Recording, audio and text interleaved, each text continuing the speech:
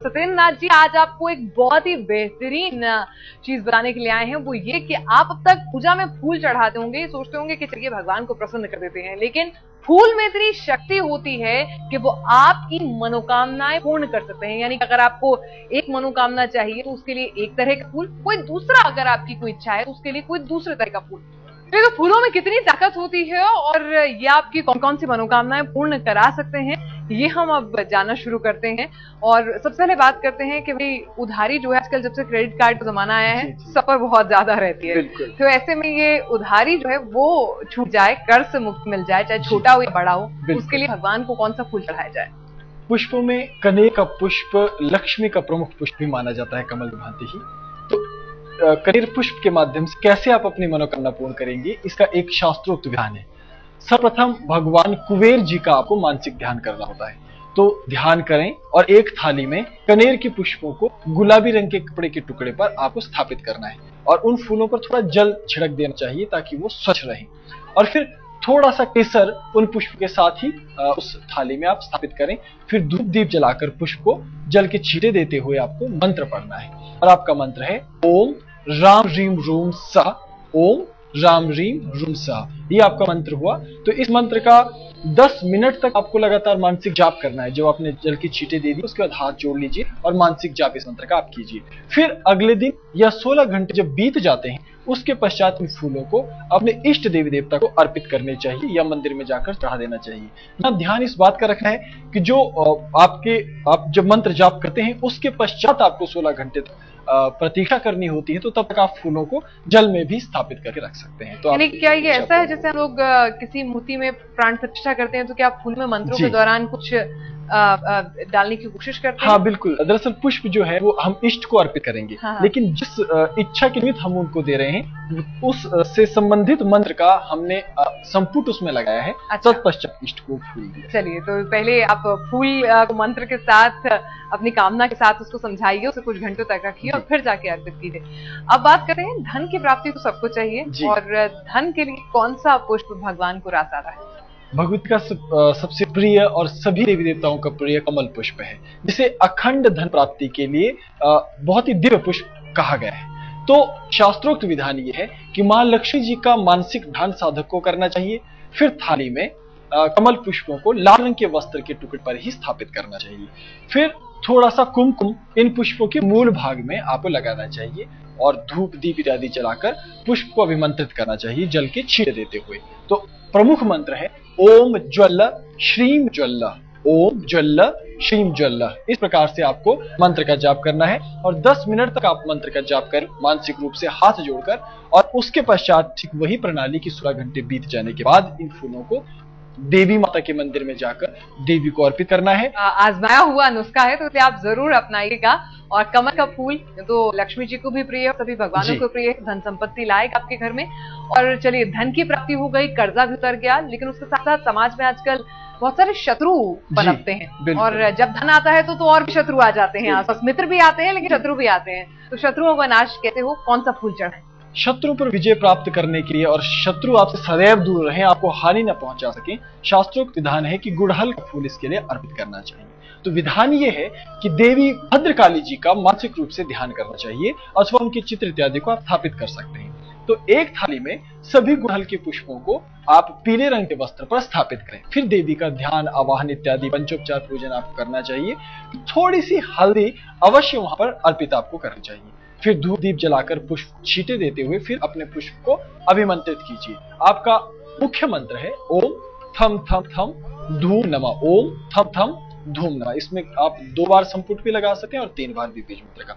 तो 10 मिनट तक प्रणाम करते हुए देवी माँ की स्तुति करें, उनका ध्यान करें और तत्पश्चात 16 घंटे बीतने के पश्चात या अगले दिन प्रभात काल में आप इन पुष्पों को देवी माँ के चरणों में, माँ कालिका के मंदिर में जाकर इन्हें अर्पित कर देना चाहिए। अथवा अगर आप मंदिर नहीं भी जा सकते हैं तो अपने घर में ही देवी माँ की प्रतिमा या विग्रह को स्थापित कर उन्हें अर्पित कर दीजिए। चलिए, तो ये गुड़हल के फूल जो हैं शत्रु का नाश करेंगे। और अब आगे बढ़ते हैं और बात हम करते हैं कि अगर आपको अपनी पर्सनालिटी को निखारना है कि भाई अब आदमी ने धन भी पा लिया और अगर कर्ज से तो मुक्ति मिल ही जाएगी जब धन आएगा, तो ऐसे में शत्रुओं का नाश भी हो गया, तो खुद को आकर्षक कैसे बनाएं?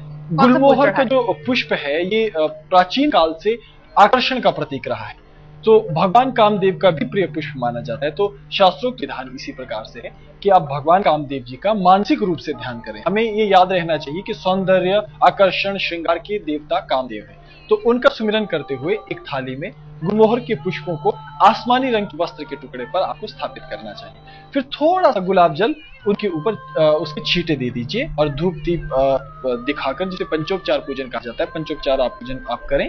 फिर अपने मंत्र से अभिमंत्रित करें अपने पुष्प को। तो आपका मुख्य मंत्र है ओम जम ह्रीम जम नमः, ओम जम ह्रीम जम नमः। तो ये बीज मंत्र है। इसी प्रकार से 10 मिनट तक आप फिर हाथ जोड़कर ध्यान लगाते हुए मानसिक रूप से इस मंत्र का जाप कीजिए और फिर अगले दिन अपने इष्ट को या भगवान कामदेव जी को इन पुष्पों को चढ़ा दीजिए और फिर अपने जीवन में होने वाले परिवर्तन को देखिए। चलिए, तो आकर्षक अगर आप बनना चाहते हैं तो आप जरूर गुलमोहर का पुष्प जो है भगवान को चढ़ाएंगे और कामदेव का भी सबसे ज्यादा प्रसन्न करने वाला उनको ये पुष्प माना जाता है। तो ऐसे में आप जरूर चढ़ाइए तो लाभ होगा। आगे चलते हैं और अब बात करते हैं कि घर में कलेश जो है वो बहुत परेशान करता है और जिस तरह से अब समाज में आपाधापी हो गई और स्ट्रेस लेवल बढ़ गए हैं तो और भी ज्यादा कलेश बढ़ गया है घर में। बिल्कुल। तो उससे मुक्ति पाने के लिए कोई पुष्प मदद कर सकता है? हाँ, सबसे अच्छा पुष्प माना जाता है गेंदे का पुष्प, क्योंकि ये अधिक समय तक टिकने वाला पुष्प माना जाता है। ये आध्यात्मिक उन्नति देता है, सुख शांति देने वाला है। तो इसका विधान है कि माँ गायत्री जी का मानसिक ध्यान करते हुए एक थाली में गेंदे के पुष्पों को हरे रंग के वस्त्र के टुकड़े पर ही स्थापित करें और फिर थोड़ा सा गौरोचन उनके साथ स्थापित करना चाहिए। फिर पंचोपचार पूजन करना चाहिए इन सारे के सारे पुष्पों का। फिर अपने मूल मंत्र का जाप करते हुए जल के छींटे दीजिए। आपका मूल मंत्र है ओम धियो सत्यम ओम, ओम धियो सत्यम ओम। तो इसी प्रकार से आप मानसिक रूप से भी हाथ जोड़कर इस मंत्र के माध्यम से 10 मिनट तक ध्यान करेंगे, मानसिक जाप करेंगे। फिर अगले दिन आप माँ गायत्री को अथवा किसी मंदिर में जाकर इन पुष्पों को अर्पित कर दीजिए। तो आपके घर में स्थायी रूप से सुख शांति का निवास होता है। ये शास्त्रोक्त कथा है। 10 फूल पूरी करेंगे 10 मनोकामनाएं। कौन सा फूल चढ़ाने से कौन सी मनोकामना जो है वो पूर्ण होगी, यही हम आपको बता रहे हैं। धन की प्राप्ति, कर्ज मुक्ति, शत्रु का नाश, आकर्षक व्यक्तित्व, ये सब हमने बात कर ली है। लेकिन उसके साथ साथ एक और बहुत महत्वपूर्ण चीज होती है, जब तक वो ना हो तो सब कुछ बेईमानी होता है, अच्छी सेहत। तो उसके लिए कौन सा फूल चढ़ाया जाए? शास्त्र में विधान है कि चमेली का तेल और चमेली के पुष्प सदा रोग नाश को देने वाले और लंबी आयु अर्थात दीर्घ जीवन देने वाले हैं। तो इनका शास्त्रीय विधान है कि भगवान शिव का मानसिक रूप से ध्यान करना चाहिए और उनके श्वेत रूप का ध्यान करना चाहिए जिसमें उन्होंने भस्म लगाई हुई है। फिर एक थाली में अपने पूजन के पुष्पों को एक नीले रंग के कपड़े पर आपको स्थापित कर देना है। थोड़ा सा मुश्क कपूर वहां पर खुले में निकाल करके रख दीजिए और स्थापित कर दीजिए। फिर पंचोपचार पूजन कीजिए इन सभी पुष्पों का और फिर जल के छींटे देते हुए मूल मंत्र का जाप कीजिए।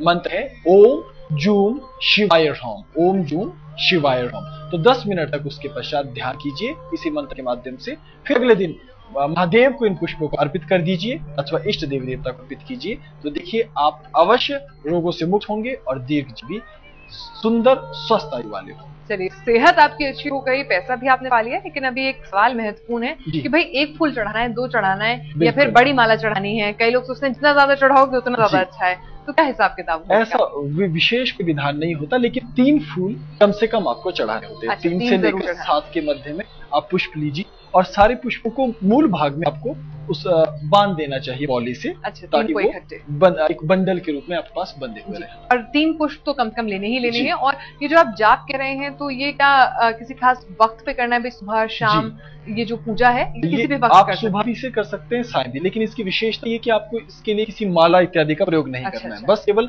आप हाथ जोड़कर आरती पालती मारकर बैठ जाएं और हाथ जोड़कर मानसिक रूप से मंत्र का जाप। चलिए, तो 3 फूल जरूर लीजिए और कोई माला जरूरी नहीं है, बस मन में शांत भाव होना चाहिए। आगे बढ़ते हैं और अब बात करते हैं कि भाई अगर खासतौर से बच्चे पढ़ाई कर रहे हैं या कला के क्षेत्र में आगे बढ़ना चाहते हैं, उन्हें उसमें उन्नति चाहिए, तो क्या करें?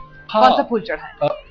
विद्या प्राप्ति, कला और मां सरस्वती को प्रसन्न करने के लिए श्वेत पुष्प, और जिनमें विशेष तौर पर मोगरा पुष्पों का नाम बहुत ज्यादा लिया जाता है, ये बहुत ही प्रिय पुष्प माने जाते हैं देवी सरस्वती। तो मां सरस्वती का ही मानसिक रूप से आप ध्यान कीजिए और एक थाली में मोगरे के पुष्पों को अलग अलग करके वहां पर आपको स्थापित कर देना है और जामुनी रंग का वस्त्र आप पहले थाली पर नीचे बिछा दीजिए।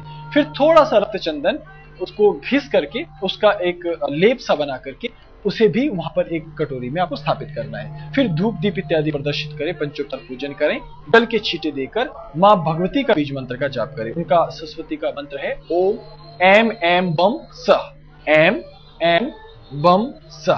तो इस प्रकार से आप मंत्र का जाप करेंगे, 10 मिनट तक मानसिक रूप से माँ का ध्यान करेंगे और पश्चात 16 घंटे बीत जाने के बाद इसे देवी माँ को अर्पित कीजिए और देखिए विद्या, बुद्धि, कला, कौशल में आप बेहद निपुण।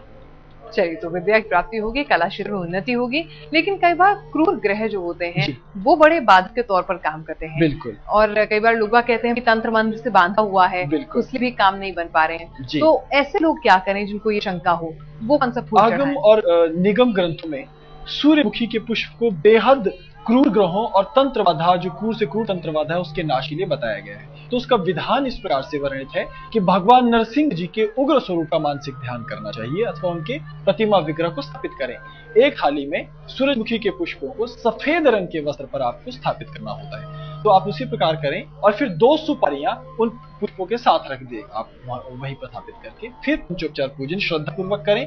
फिर मूल मंत्र के माध्यम से जल के छींट दीजिए। आपका मंत्र है ओम हम वम शम हुम, ओम हम वम शम हुम। इस प्रकार से मंत्र का जाप भी आपको करना है 10 मिनट तक मानसिक रूप से। फिर ये पुष्प उठा करके आप मंदिर में भगवान नरसिंह जी के दे सकते हैं या अपने पास रखें, तो ये कामना भी अवश्य हो। प्यार के लिए तो गुलाब का फूल बहुत मशहूर है, लेकिन अगर किसी को प्रेम प्राप्ति चाहिए तो हमारा जो ग्रंथ है वो क्या कहते हैं? कौन सा फूल चाहिए? क्या वो गुलाब है या कोई दूसरा है? हमारे शास्त्र ये कहते हैं कि प्रेम एक सदाबहार प्रेम होता है, उसी प्रकार वो पुष्प चुनने चाहिए जो सदाबहार होते हैं, हर ऋतु में प्राप्त होते हैं। ऐसे पुष्पों को वशीकरण के पुष्प कहा जाता है। तो इसका एक उपाय है, स्वर्ग के जो अधिपति हैं देवराज इंद्र, उनका मानसिक ध्यान करना चाहिए और फिर एक थाली में कोई भी ऐसा पुष्प जो सदाबहार पुष्प हो, उसे गहरे जो लाल रंग होता है, बिल्कुल मैरून रंग, उसके ऊपर आपको स्थापित करना चाहिए। फिर उसी पुष्प को आप इत्यादि अर्पित करें, अर्थात थोड़ी सी सुगंधी अतिरिक्त उस पर आपको डालनी होती है। फिर जल की छींटे देते हुए उसे अभिमंत्रित करना चाहिए। प्रेम का अभिमंत्रित करने वाला मंत्र है ओम क्रीम आम हुम मे, ओम क्रीम आम हुम मे। इसी मंत्र के माध्यम से आप उसे प्रतिष्ठित करें और 10 मिनट तक आप मानसिक ध्यान करें और फिर अपने इष्ट को ये पुष्प चढ़ाएं। जो भी आपका प्रिय होगा वो अवश्य आपको प्राप्त होता है और आपके जीवन में सभी प्रकार के सुख अवश्य प्राप्त होते हैं। चलिए, तो अब आगे बढ़ते हैं और आगे अब हम बात करते हैं कि किसी की ऐसी मनोकामनाएं होती है जो किसी से वो बताना नहीं चाहता है, गुप्त रखना चाहता है, और तो इसके लिए आप कौन सा फूल चढ़ा सकते हैं? जैसा भी आपने कहा कि प्रेम का पुष्प गुलाब है। अक्सर प्रेम लोग अभिव्यक्त नहीं करना चाहते, इसलिए गुलाब रखते हैं। यदि आपके मन में किसी भी तरह की अन्य ऐसी मनोकामना है जो गुप्त रखना चाहें, तो माँ पार्वती का विशेष तौर पर ध्यान करते हुए उनके विग्रह का स्थापन करना चाहिए। फिर एक थाली में गुलाब के पुष्पों को काले रंग के वस्त्र के टुकड़े पर स्थापित करें और थोड़ा सा सफेद चंदन घिसकर एक कटोरी में वहां आपको स्थापित करना चाहिए। फिर धूप दीप प्रदर्शित करते हुए, पंचोपचार करते हुए जल के छींटे दें और मूल मंत्र का जाप करें। आपका मंत्र है ओम ब्रीम फ्रेम फ्रेम साधय साधय, ओम ब्रीम फ्रेम फ्रेम साधय साधय। ये बीज मंत्र हैं, तो इनका सावधानी से आपको जप करना चाहिए और फिर मंत्र के माध्यम से 10 मिनट तक आप उसी प्रकार से ध्यान कीजिए। 16 घंटे बीतने के बाद अथवा अगली सुबह आप अपने इष्ट देवी देवता के मंदिर में जाकर इन पुष्पों को चढ़ाएं, तो आपके जितने भी गोपनीय मनोरथ हैं वो अवश्य पूर्ण होते हैं और उसकी शक्ति आपको प्राप्त होती है। चलिए, तो ये तमाम फूल हैं और किस मनोकामना के लिए कौन सा फूल चढ़ाना है ये हमने जान लिया है अपने यहाँ खास कार्यक्रम में, और 3 फूल कम से कम आपको जरूर यहाँ पर चढ़ाने हैं। अच्छा, कुछ फूल अगर नहीं मिल रहे हैं जी, और कई बार होता है कि भाई नहीं मिल पा रहा है, तो क्या करें फिर ऐसे में? उसकी गेंदे का फूल बहुत ही श्रेष्ठ फूल माना जाता है, क्योंकि गेंदा सर्वसुलभ है और